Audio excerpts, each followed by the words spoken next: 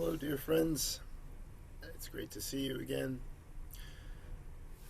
As Alex mentioned, today's topic is on the discourse of the 8 realizations of great beings.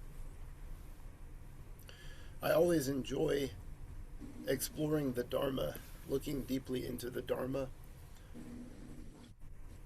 We live in a world in today's society where we sometimes may feel flooded by so much information, so much new content and material that's constantly being generated, consumed through our phones, through our screens, through our eyeballs, through our consciousness.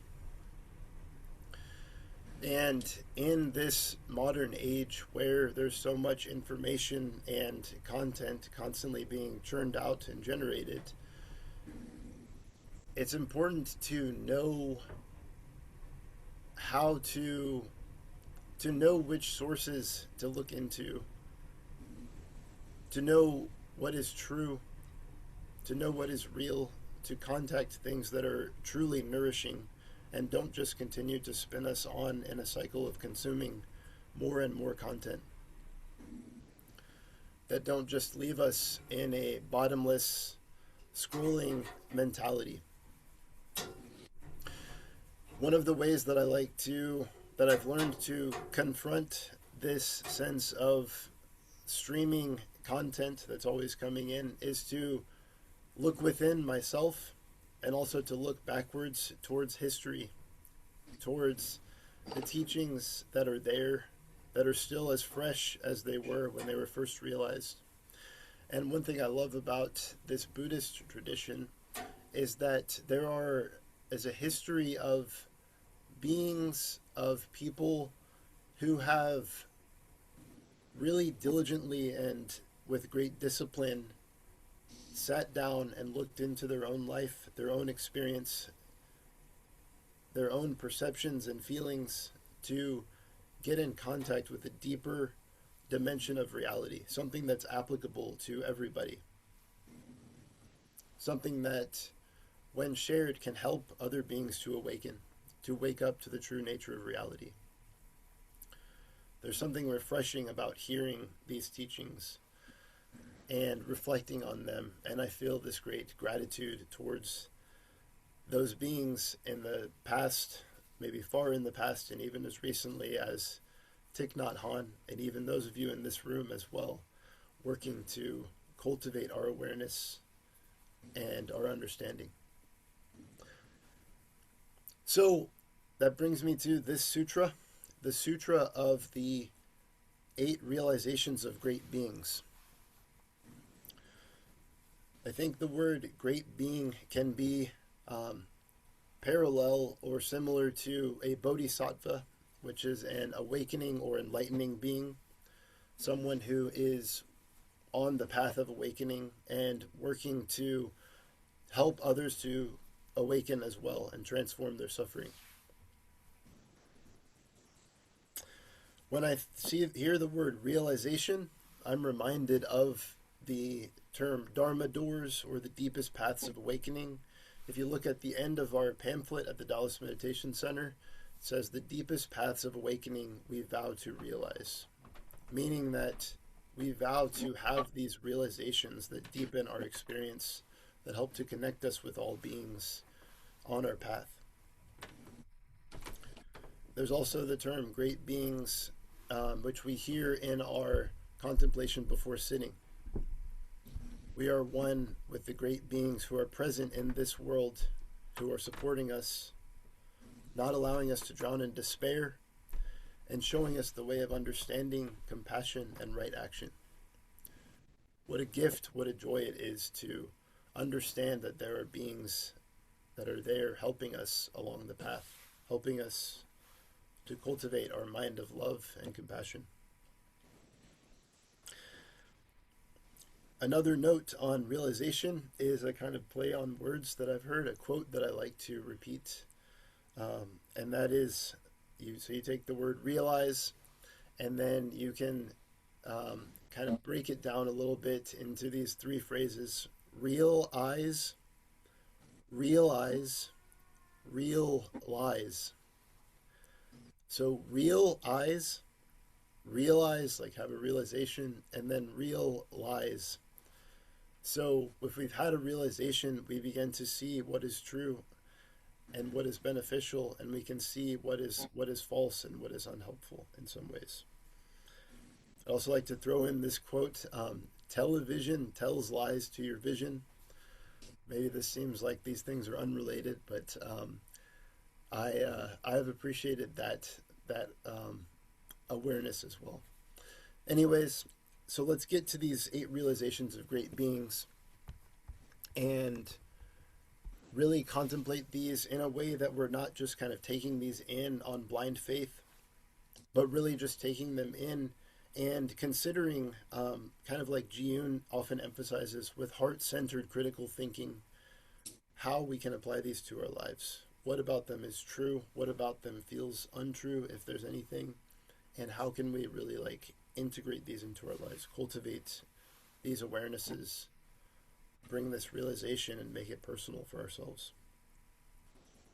Personal for our non selves, I mean. So, 8 realizations of great beings. This discourse is something I discovered in a book by Thich Nhat Hanh called Two Treasures, in which one of the treasures is the discourse on happiness, and the second treasure is the discourse on the realizations of great beings. It's a very small book, and I highly recommend it if anyone comes across it. So here's the sutra. Wholeheartedly, day and night, disciples of the Awakened One should recite and meditate on the 8 realizations discovered by the great beings. So already in that first verse, wholeheartedly, with our whole heart, day and night, all the time, we should be meditating and reflecting on these things. I can't think of a much better way to emphasize and underscore the importance of these things. All the time, we should be reflecting on these things. It's similar to the Buddha's phrase, take heed, do not squander your life. Life and death are of supreme importance. Practice, continue to practice, and cultivate your awareness. So the first realization is the awareness that the world is impermanent. So I'm going to read through this whole first realization, and then we'll go back and reflect on the different sentences. The first realization is that the world is impermanent. Political regimes are subject to fall. Things composed of the 4 elements are empty, containing within them the seeds of suffering. Human beings are composed of 5 aggregates and are without a separate self. They are always in the process of change, constantly being born and constantly dying. They are empty of self and without a separate existence. The mind is the source of all confusion, and the body the forest of all unwholesome actions. Meditating on this, you can be released from the round of birth and death. So there are various different reactions that arise in me when I read this first realization. Some of them are joy, some of them are surprise, some of them are curiosity. A few of them I meet with a bit of bafflement. So the first realization, the world is impermanent. And then it says political regimes are subject to fall. Sometimes that can bring a great sense of joy when these political regimes fall. We can recognize that the regime is over and that a new opportunity for change has come in. Sometimes the falling of one regime can lead to a corrupt entrance of another regime. Sometimes a different political atmosphere can arise and create a greater sense of peace and freedom for beings. I think part of that impermanence is that, I guess here in America, we do seem to be very divided between the 2 parties. So at any point, there's a great deal of people that are very joyful about who the president is based on their party. It may not be the case in this current moment, but there's this sense of almost half the country feeling the sense of despair once their party loses, while the other party feels a great sense of joy. Similar to a football game, one team wins and everyone's celebrating, while the other team loses and everyone's downcast or distraught. If we can look into impermanence, we may be able to cultivate more equanimity when things aren't going our way, when the party is not the way that we want it to. Maybe we can have more even-mindedness and with the understanding that it is impermanent. The second part is, the second two sentences are, things composed of the four elements are empty, containing within them the seeds of suffering. Human beings are composed of five aggregates and are without a separate self. So we're composed of these manifold things that are also constantly in the process of change. And there is no separation from those things. That the five aggregates in human beings are form, so that's the physical body, senses, and the material world. We have feeling, sensations, or tones experienced as pleasant, unpleasant, or neutral. So that could be some pain that we're experiencing, or when we eat a tasty treat, maybe it's a pleasant feeling that we experience. That could also be emotions such as joy or gratitude that we can cultivate, or maybe something more unpleasant like anxiety or despair. Even those are impermanent and without a separate self. Another of the five aggregates is perception, so the mind's ability to recognize, identify, and label things. So our ability to label is also impermanent without a separate self. When we look at, let's say, for example, me, and I label myself as Nick, on the one hand, that's a pretty accurate perception. But on the other hand, I can't say that I can stand on my own alone. I'm dependent on the air that I breathe. I'm dependent on the food that I ate. I'm dependent on my parents raising me up as a child. If I didn't have those things, I wouldn't exist. So when you look at the word Nick, the name Nick, you have to take into consideration all of these other things as well. Thich Nhat Hanh often says that when we look at a plate of food, we can see the whole universe in this plate of food. Something to contemplate. Other of the five skandhas are mental formations, mental activities, volitions, intentions, habits, and consciousness, which is the awareness that arises with sense contact. So when our eyes see something, it's the awareness of our eye meeting that thing that we see and the consciousness that arises. So all of those are without separate self.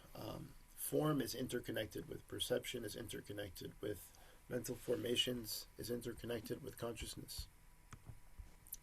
So that sense of things are interconnected, and that the next sentence, they are always in the process of change, constantly being born and constantly dying. We often think of birth as when we're born, when we exit the womb and we come into the world and we take our first breath. And we think of death as our very last breath that we take in this life. Maybe it's when we're an old person, or maybe it's before that. But we have to look at this sense that things are constantly being born and constantly dying. When I was a child, someone once told me that every 7 years, the cells in your body will die and become new. So every 7 years, you technically have a brand new body. And I remembered one time I accidentally chewed a piece of gum and swallowed it. And I thought that that gum would be stuck in my body forever. So I was grateful to know as a child that every 7 years I get this new body and that this gum will not be stuck in my body forever. Yes, that is a joke. Everyone can feel free to laugh. So, things are constantly being born and constantly dying. Gandhi often said, "When I go to sleep, I die, and when I awake, I am reborn." Pretty profound. That's in alignment with a lot of teachings of realized great beings as well, who say, today is our sense of focus. Today is something we should cherish. We should not even think of tomorrow, because today, in this present moment, is where life exists. because things are constantly being born and constantly changing. And you can see how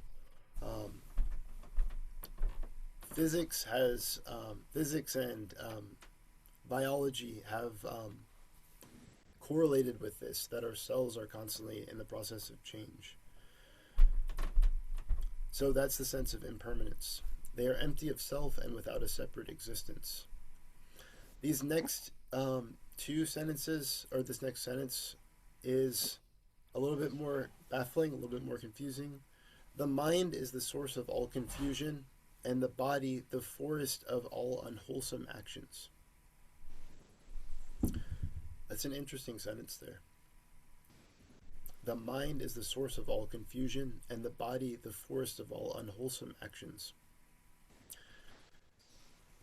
I think that is an encouragement to spur us on to practice. When we don't have a practice of mindfulness, when we don't have a practice of looking within ourselves and investigating ourselves, we may find ourselves very confused about the nature of reality, about what's going on. And from this confusion can spring this sense of unwholesome action. When we don't really recognize that things are interconnected, our body can cultivate and bring forth what's in our mind, which is this illusion of separation, which is this illusion of permanence.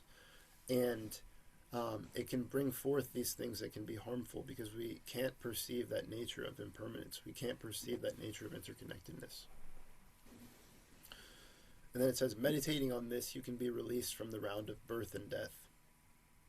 So I think it's about transforming the mind from this source of confusion to pausing, taking a deep breath, looking within ourselves, doing some meditation practice, and being able to transform that confusion into understanding so that our body can go from manifesting all these unwholesome actions to cultivating more wholesome actions to benefit all beings, to bring joy, to bring peace to all beings. That's our ideal that we're working on, that we're practicing with.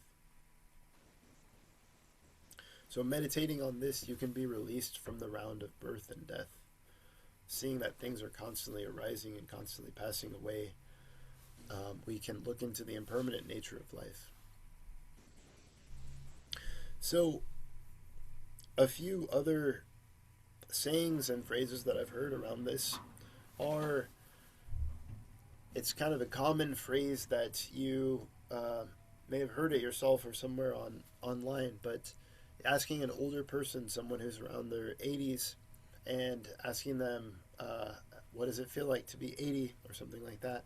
And there's kind of the cliche of, it seemed like I was just 18 yesterday, right? Feeling like time has just passed by extremely swiftly.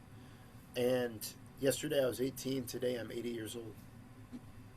My life has passed by without me even knowing it. I felt so young the other day. When I heard that, it was in conjunction to someone talking with their grandfather, and this grandfather had lived a life of a lot of routine. So he had grown up in the same town and stayed in the same town and done the same thing all the time. And there can be a sense that when we get locked into these routines in our life, things may seem to pass a lot faster. And so, as a response to that, the young man who was talking to his grandfather decided to go on this huge adventure and to go biking from, I believe it was Seattle, all the way down to the bottom of South America, to kind of avoid this sense that everything's passing by quickly, and to exist in this state of novelty, to understand the newness that's there in every moment, so that he didn't have his life just swing by just so rapidly. But I was reflecting on that, saying, I was just 18 yesterday. And I think it's a factor of looking towards the past. When we look back towards the past, our perception of looking back at the past makes things seem like they've passed extremely quickly.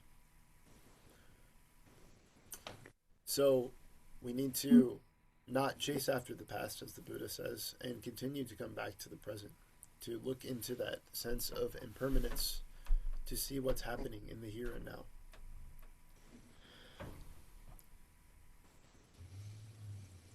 So the Buddha um, has this quote that I think relates a lot to this nature of impermanence. And the translation of the verse is that, "Thus ye shall think of all this fleeting world." So this is the way to look at this world of impermanence. A star at dawn, a bubble in a stream, a flash of lightning in a summer cloud, a flickering lamp, a phantom, and a dream. So how do we look at our reality? With this nature of impermanence, we can look at it like these things: a star at dawn, quickly rising, a bubble in a stream that may be popped at any moment, a flash of lightning that lasts for only an instant, a flickering lamp that could be blown out, a phantom, and a dream. All of these images are things that seem insubstantial and seem to pass very quickly. And that is the realization of these great beings. These things are dreams, bubbles, flashes of lightning. We can look upon the people around us in this way, and we can smile to them, hoping for their welfare, their well-being. We can look at our own body and our own experience in this way as well, and smile, because we've come to this realization of impermanence. We can practice to bring it into our awareness. So, to offer a counter perspective, I like to play the devil's advocate, which means to bring up perspectives that are different to what was just learned. It helps to strengthen our arguments for impermanence, or actually question, is everything impermanent? That's one question I've had along the Buddhist path, is that, is everything impermanent, or is it the world that's impermanent, or just the five skandhas? Are there some things that are permanent? When the Buddha entered into the what's called parinirvana, or when he attained nirvana, when he attained it, there's a sense that he entered into this permanent state, that there was no more work to be done, that there was nothing else to be achieved, accomplished, that he had achieved this highest state. And that is a permanent state. When the Buddha was drawing close to his death, he said, "This, my physical body, will pass away, but don't pay attention to this physical body. Pay attention to the body of the law, the Dharma body, the teachings that he's been giving." Are those permanent then? The Four Noble Truths, are those a permanent thing? Something to contemplate, something to consider. The Buddha was also asked at one point, and this is a teaching I heard from Bobby at one point in the Taoist Meditation Center. Someone asked the Buddha, what is it that persists beyond death, after our death? What is it that persists? And the Buddha said, look at the four Brahma Viharas. Brahma Vihara is a word that means divine abode, or boundless abode. He said, cultivate these four states of mind, and they will be there beyond death. Perhaps these could be seen as a permanent state: the mind of loving kindness, the mind of compassion, the mind of equanimity, the mind of sympathetic joy. These chants that are the first thing that we do when we're ending our meditation. These Brahma Viharas perhaps are these permanent states that we can attain to, that can help us to look upon this world that's always arising and passing with more compassion, understanding, assistance. So that is the end of the first realization of great beings, that the world is impermanent. Let's take a few breaths, and then I will read the second realization of great beings.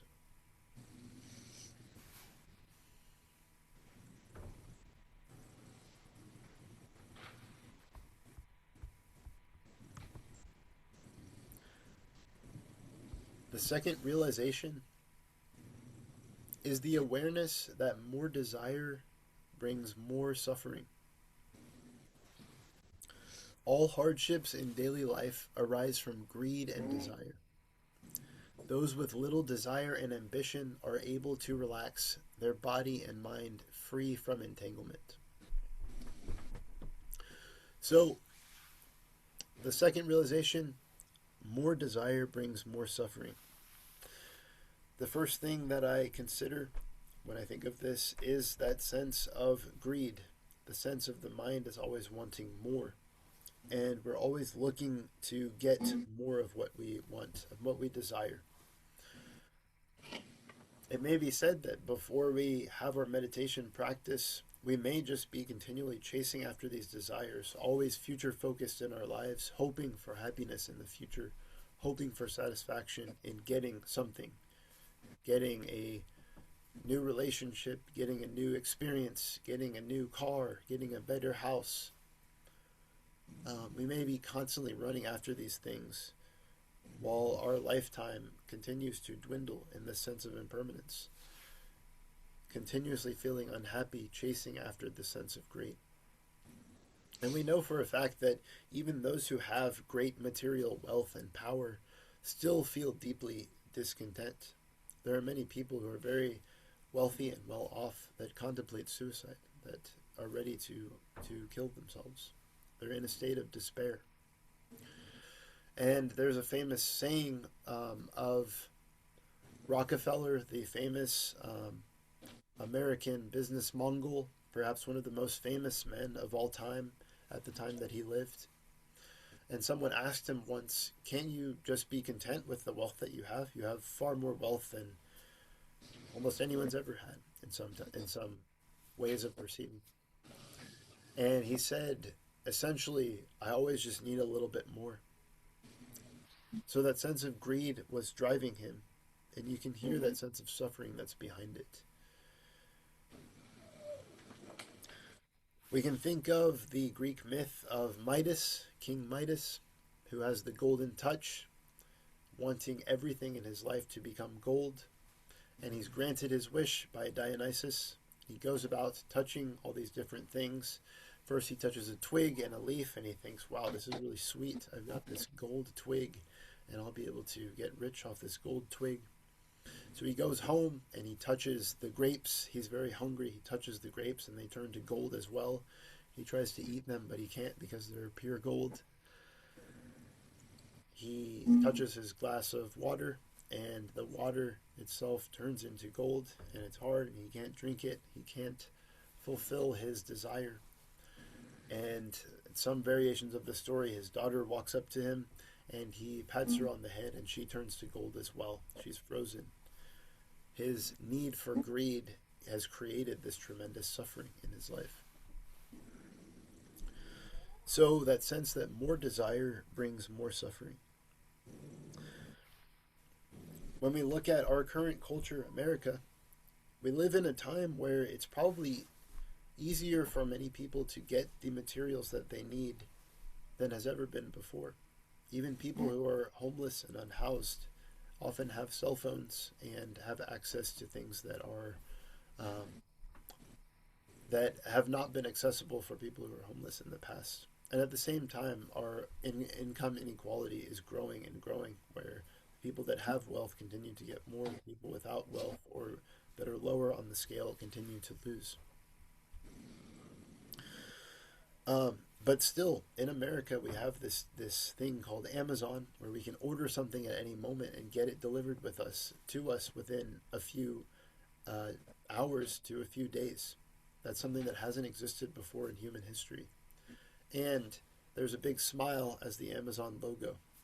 You would sense that if we have this immense power, we would all feel so happy and fulfilled. And yet the case is that the rates of depression and anxiety, especially among young people, are rising. Maybe we should flip that package to this frowny sign. Once you get the package, take a moment to think of the illusion that this is going to bring a greater sense of happiness. Going back to kind of American history, Thich Nhat Hanh was once asked, what is life like in the realm of the hungry ghosts? So a hungry ghost in Buddhist folklore is a being with an extremely tiny throat and an extremely large stomach. Someone who is always running after things to try to fill themselves up, but always feeling the sense of discontent. So they constantly are continuously running after desire and creating more and more suffering for themselves. We can see how in some ways maybe parts of ourselves are this hungry ghost. And it's important to be able to notice, recognize when that energy has arisen, to pause, to slow down, to come back to ourselves, and not be carried away by that. So when Thich Nhat Hanh was asked, what is life like in the realm of hungry ghosts? He answered in one word. And the word he answered was America. Now, I think there are some great positive components of America, but we do have to look and see that there are rainforests in South America that are being cut down in order to create more pastures so that Americans primarily can consume more meat. We have to look and see that there are many countries, particularly south of us, that are creating a lot of drugs that can be shipped to America because of the great desire that America has to consume these intoxicants. We have to look and see that there are many children and women and other beings that are involved in the sex trafficking, human trafficking trade. And the majority of them are being shipped to America because there is this insatiable desire in many Americans to consume these things that generate so much suffering. So these teachings are so relevant. We need this energy of recognizing that our desire can bring more suffering to help us stop, come back to the present moment, see that there's already so much joy and peace that we can access here. I went to the Fields Museum in Chicago. And the Fields Museum is a natural history museum where they have many stuffed animals, stuffed birds, stuffed leopards, the great array of luminous and wonderful natural beings that have existed throughout time are there in the Fields Museum. And I found myself questioning, what happened to these beings? What happened to this beautiful, blue plumaged bird that used to fly through the skies and land in the trees? They used to be in these large, vast numbers, and you can say that about a great number of species. And the answer that I read in the Field Museum was the people who were in positions of wealth started to prize this specific feather from the bird, and they were hunted to extinction. And that's the case with so many different animals. There's, things like I don't have a specific list of the animals, but there's probably dozens of species that have been hunted to near extinction, including the bald eagle at one point, so that we could wear them on our heads, so that we could wear them around our shoulders, so that we could have these flashy things to make ourselves feel like we're more important, when in reality it would be better to not desire those things, to let those beings live, and to let nature, the natural world, flourish. But we're currently in a state where our whole existence is brought into question because of this sense of desire that's consuming the rainforest, that's consuming the natural environment, that's creating all this pollution. How can we practice to transform this and to see the goodness that's already there?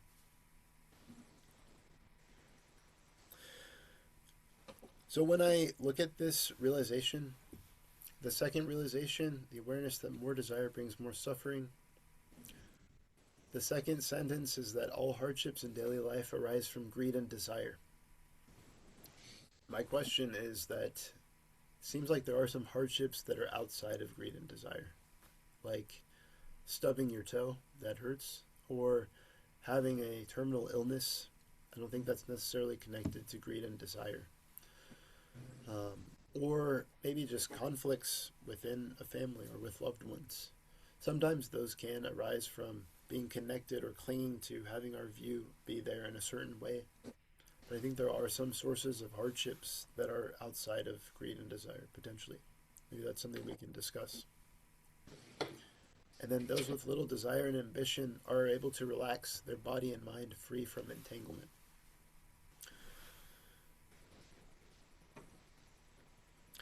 So when I hear this second realization, the last point I will touch on is it desirelessness that we're going for, like getting rid of all desire, or is it a matter of desiring the right things? There seems to be some debate in the Buddhist community whether it's that desire itself is the problem or that we desire these things that bring suffering, like intoxicants, like things that create pain and hardship for other people, like eliminating and killing many living beings so that we can satiate our greed. What if we desired these qualities like the four Brahma Viharas to cultivate a loving heart, to cultivate a mind of compassion, to cultivate actions and skills that can really be of service to others, to help to alleviate their suffering? Maybe that kind of desire doesn't bring more suffering, can bring more of a sense of joy, of peace, of purpose. Again, something to consider. These are questions we can ask in the sharing circle, which will come up soon. Marcus Aurelius, to help us see through this sense of desire, said once that each desire is almost like taking a breath in. You have to let that breath go.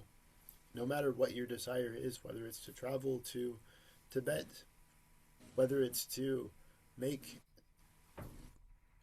an extra $10,000 in your salary, whether it's to find the love of your life, all of these things are like a breath that we can take in, and at some point we will have to release that breath. We will have to let that go.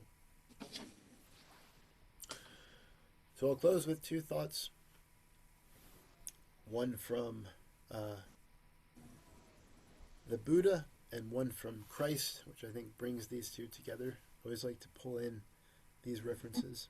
So the Buddha was once asked, "What have you gained from your practice? What have you gained from all this practice of sitting, walking, meditating?" And the Buddha answered, "I gained nothing at all." And there's kind of shock on the perspective of the listener, people listening around him. And he replied, "Let me tell you what I have lost, though." So rather than desiring to get all these things through our practice, it's about letting go of these things. He said, "I've lost anger, I've lost anxiety, I've lost depression, insecurity, the burden of old age, and the fear of death. I've let go of all those things. I've lost those things." Now, if we haven't lost those things, that's okay. We can keep practicing. Keep looking deeply into our experience to see about those things. And the final point that comes up that I think brings together both of these awarenesses, that the world is impermanent and that more desire brings more suffering, is this quote from Christ in the Gospel of Matthew. And he says, "Do not lay up for yourselves treasures on earth where moth and rust destroy and where thieves break in and steal." Moth and rust destroy and thieves breaking in and steal. That's the force of impermanence. We value these things, impermanence coming to take those away. "But lay up for yourselves treasures in heaven, where neither moth nor rust destroys, and where thieves do not break in and steal. For where your treasure is, there your heart will be also." Similar to the Brahma Viharas, we lay up our treasures, we value, we cultivate those qualities that can help to uplift the world, and potentially those may not be as impermanent as this world is. Things to consider, things to meditate on ceaselessly day and night. Thank you for listening to this talk, and I will go ahead and bow out.